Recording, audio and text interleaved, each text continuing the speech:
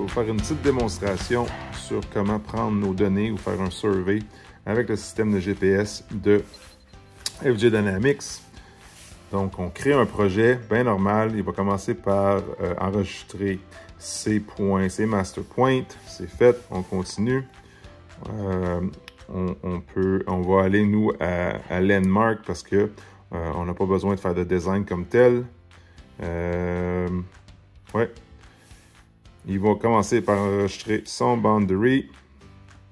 Il faut lui donner une hauteur qui n'est pas tellement grave. D'abord que ça reste la même tout le long sur soit peu importe la chose qu'on a utilisé. L'idée, c'est de prendre le système qui est là, l'écran, le récepteur satellite, mettre ça sur un 4 roues, un camion, un peu petit tracteur, peu importe ce que vous voulez. Puis on va prendre nos données comme ça. Donc l'important, c'est de bien fixer les antennes puis qu'on soit toujours la même distance du sol. Pas rouler trop vite, évidemment, si vous êtes en 4 roues. Puis que ce soit là qu'on aille les données du terrain, non pas de la suspension. Fait que on lui laisse faire son boundary. Là, je suis dans une version démo, là, vous avez compris. Mais sinon, là, vous seriez en train de rouler. C'est complété, c'est accepté. On continue. Maintenant, on va le laisser prendre sa prise de données. Je vais laisser ça à 6 mètres. C'est sûr, vous pouvez faire plus de points que cela. Mais évidemment, que pour le besoin de la cause, c'est suffisant pour moi, là, juste pour l'exemple. Donc encore là, il est en mode démo, fait que lui, il fait toujours dans le même carré. Mais vous, vous allez pouvoir vous promener. C'est sûr que les points ne seront pas peut-être exactement droites, mais c'est pas tellement grave. Vous pouvez vous fier au quadrillé pour être le plus droit possible. Puis, à ce moment-là, on fait le champ comme ça tout le long. Évidemment, les données, on va être capable de les exporter à la fin de l'exemple en AGS. On va pouvoir envoyer ça dans des logiciels comme, mettons, OptiSurface, Zero Grading. En tout cas, il y en a plein. Vous les connaissez probablement mieux que moi. Sur la tablette, dans le système AS02 d'FJ Dynamics, on a aussi certains outils pour faire nos designs, pour faire dire quelle direction qu'on veut que l'eau aille. Par contre, c'est sûr que les options sont limitées. La capacité aussi de la tablette est limitée. C'est sûr que ce n'est pas un ordinateur avec une capacité plus grande. Donc, ça peut aller pour des champs qui n'ont pas beaucoup de travaux à faire. Il y a différentes options qu'on peut utiliser. Mais celle-là, c'est vraiment pour prendre les données. C'est l'exemple que je vais vous donner aujourd'hui. Puis, on va faire ça comme ça. Donc, il achève. Il reste encore une ligne et demie. Puis, une fois qu'on va voir ça, on va pouvoir continuer et sauvegarder notre projet.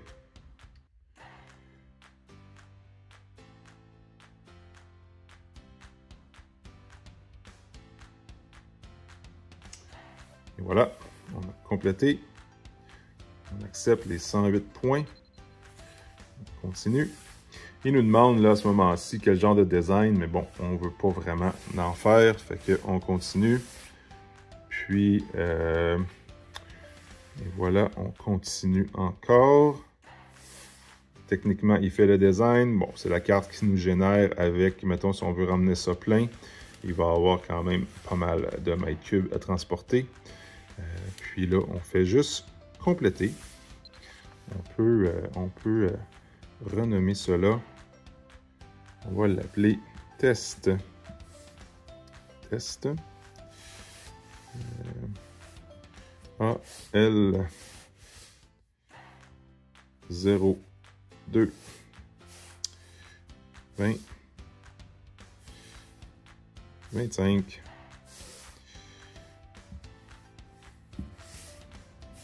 et est en train de sauvegarder. Une fois qu'on aurait fait ça, on va tout simplement dans le projet. On a notre survey ou notre projet. Puis, juste en cliquant dessus, ça nous emmène au tableau ici. Juste en bas ici, on peut l'envoyer dans un dans la clé USB. On fait juste le survey. On n'a pas besoin d'envoyer le reste. Et il nous demande d'exporter tout cela. On fait oui. Puis, moi, je l'avais mis dans une clé USB qu'on branche juste ici. C'est déjà parti. Sur l'ordinateur, on va le voir assurément. Je vous mettrai une photo de ça. Fait que, voici comment on fait le survey. Évidemment, rendu, mais qu'on va y réinstaller, on peut facilement refaire le benchmark. Select le benchmark. Oui. Et on fait ici. Et il va replacer le benchmark à la hauteur qu'on est, puis à la position qu'on est.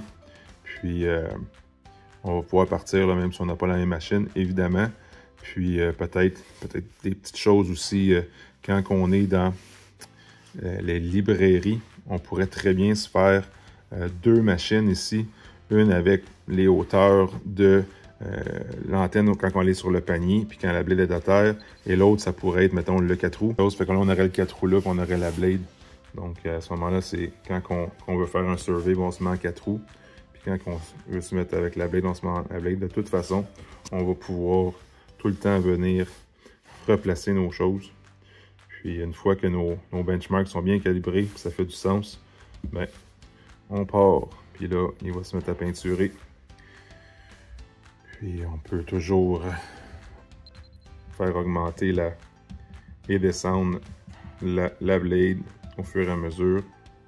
Mettre ça sur pause. Ça vient aussi avec une télécommande qui fait pas mal la même chose. Puis on peut même le mettre en mode manuel ou automatique. Vous voyez qu'en mode automatique, là, les petites lumières sur les valves, ils signalent que le courant est envoyé pour monter et descendre les blades. Puis bon, ben, il va travailler ça tout le long. Je vous remercie. Bonne journée.